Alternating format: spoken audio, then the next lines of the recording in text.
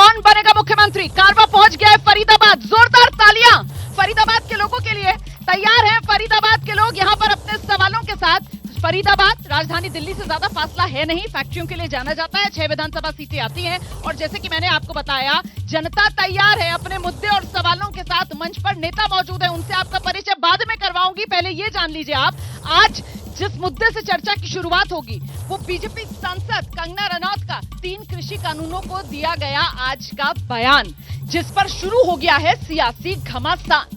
वो तीनों कृषि कानून जो लंबे किसान आंदोलन के बाद केंद्र सरकार ने वापस ले लिए थे, उनकी पैरवी दोबारा लाने के लिए कंगना रनौत बीजेपी सांसद ने की।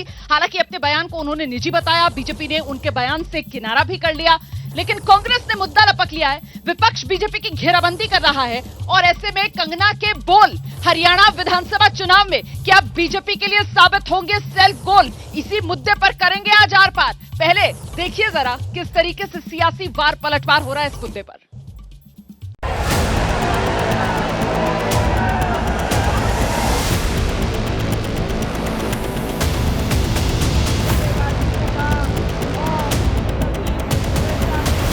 किसानों के जो लॉज हैं वो मुझे लगता है जो रिपील हो गए हैं वो फिर से लगने चाहिए। हो सकता है कॉन्ट्रोवर्शियल हो जाए, लेकिन मुझे लगता है किसानों के हितकारी लॉज वापस आने चाहिए और किसानों को खुद इसकी डिमांड करनी चाहिए। उनको नहीं पता कि 750 किसानों की जान की कुर्बानी देने के बाद, शहादत देने के बाद ये 3 काले कानूनों को वापस कराने का काम हमने किया। तो ना भूलें ये बात। ये बयान कंगना रनौत जी का व्यक्तिगत बयान है। भारतीय जनता पार्टी की तरफ से ना कंगना रनौत जी ऐसा कोई बयान देने के लिए अधिकृत है और ना ही उनका बयान जो पार्टी की सोच है 3 कृषि कानूनों को लेकर उसको दर्शाता है। मैं सोचता हूँ ये सारा एक चर्चा का विषय है। क्या इस देश के हित में है, क्या किसान के हित में है, ये निश्चित रूप से चर्चा होगी। भारतीय जनता पार्टी की एक बहुत बड़ी और सीनियर नेता कंगना रनौत जी ने मांग करी है कि तीनों किसानों के कानून वापस लागू किए जाएं। इस बार जब बटन दबाने जाओ, ऐसा बटन दबाना दोबारा ये तीनों कानूनों की बात ना करें। ये उनकी अपनी सोच हो सकती है, बट जब तक सरकार की तरफ से या अधिकृत पार्टी की तरफ से कोई ऐसा स्टेटमेंट नहीं आता, मुझे नहीं लगता उस पर कमेंट करने का कोई फायदा। व्यक्तिगत बयान होगा, लेकिन अभी दोबारा कानून लगाने का प्रश्न आता ही नहीं है।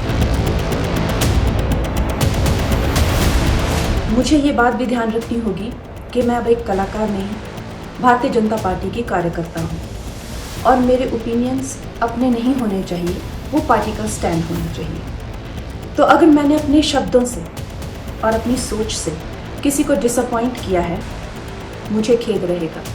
आई टेक माई वर्ड्स बैक। ये बीजेपी के जो लोग होते हैं ये आइडियाज़ को टेस्ट करते रहते हैं। ये किसी से कहते हैं कि आप ये आइडिया पब्लिक में रखिए और फिर रिएक्शन देखते हैं। यही हुआ है। मोदी जी, आप क्लैरिफाई कीजिए, आप इसके खिलाफ हैं या आप फिर से बदमाशी कर? क्या वो किसान के कानून रिवाइव करेंगे या नहीं? और अगर करेंगे तो फिर मैं आपको गारंटी दे रहा हूँ कि इंडिया गठबंधन पूरा इनके खिलाफ खड़ा हो जाएगा।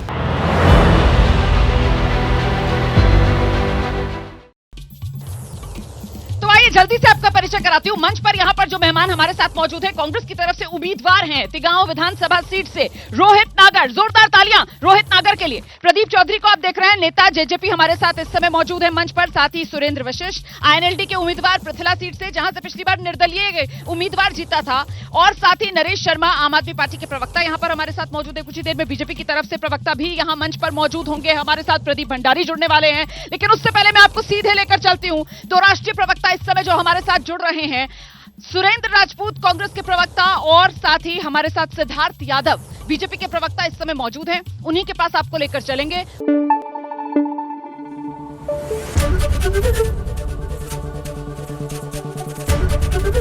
एबीपी न्यूज आपको रखे आगे।